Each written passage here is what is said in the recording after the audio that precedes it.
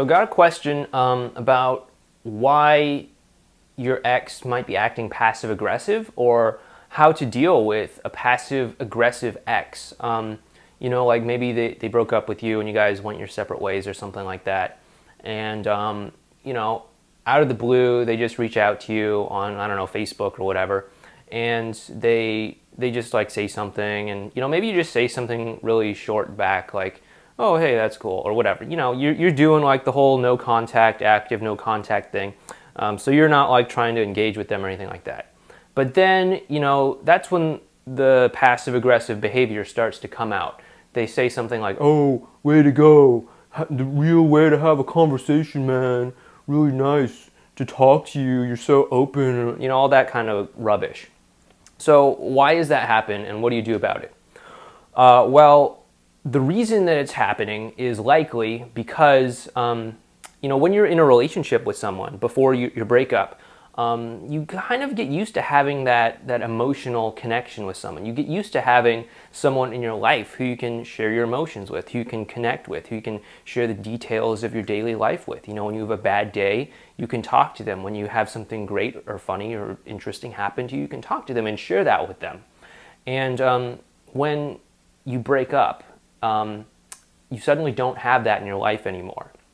And what may be happening with your ex is that they want that in their lives again. And because you were the last person they were in a relationship with, that is kind of the obvious person that they would reach out to. They'd reach out to you. And they're really trying to kind of recreate that feeling. They're trying to recreate that emotion, that connection, so that they can get some kind of feeling off their chest, share some experience with you, or feel heard or seen in some way.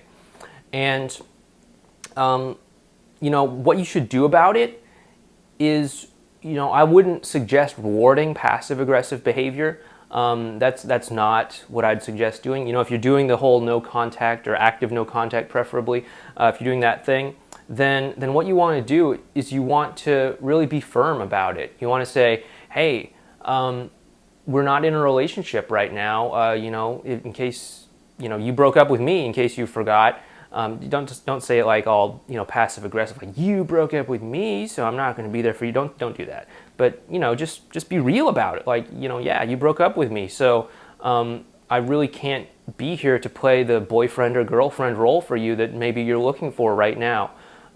Personally, right now, I still need to heal from this breakup. If you're still doing active no contact, if you haven't reached the end of that time yet. So yeah, I'm still healing from that breakup, and right now, for me to heal, what's best for me is to not be in touch with you. What's best for me is to really get through the emotions of this breakup on my own. And I'm sorry, I just can't really be there for you in the way that you want me to right now. That's the kind of thing I would say in that sort of situation.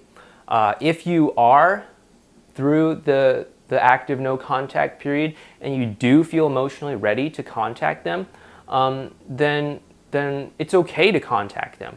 But again, I wouldn't reward them for that kind of passive aggressive behavior. I wouldn't suddenly give them this connection, this openness, because on a subtle psychological level, they'll realize, oh, okay, if I want a reaction out of him or out of her, all I have to do is whine like a 3-year-old toddler or something like that, and I'll get my way. I'm not saying they'll like consciously think this, but sort of unconsciously they'll reinforce that behavior. So what I would recommend doing is really just saying, I really want to have a nice conversation with you, but when you talk to me like that, it makes me not really want to engage with you. I would absolutely love to connect with you, possibly in the future, when you're feeling better, when we can really talk like adults and really connect like adults without having to go into this passive-aggressive argument here. Because I don't want to argue with you. I want our interactions to be positive. And right now, I can tell that if we engage together, it's going to turn into some kind of fight or something. So let's just not do this now. But maybe in a day or two we can come back together and talk about this. That's what I would recommend saying in that sort of situation. So I hope this helps you understand why you may be experiencing a passive-aggressive ex and what you could possibly do about that situation. If you'd like to learn more about how to get back together with a person that you love after a breakup, head on over to relationshipinnergame.com and sign up there. It's totally free, and you'll get all of our advice and tips and help on how to get back together with the person that you love. So if that sounds like a good fit for you, head on over to Relationship Inner Game and sign up there. Thanks.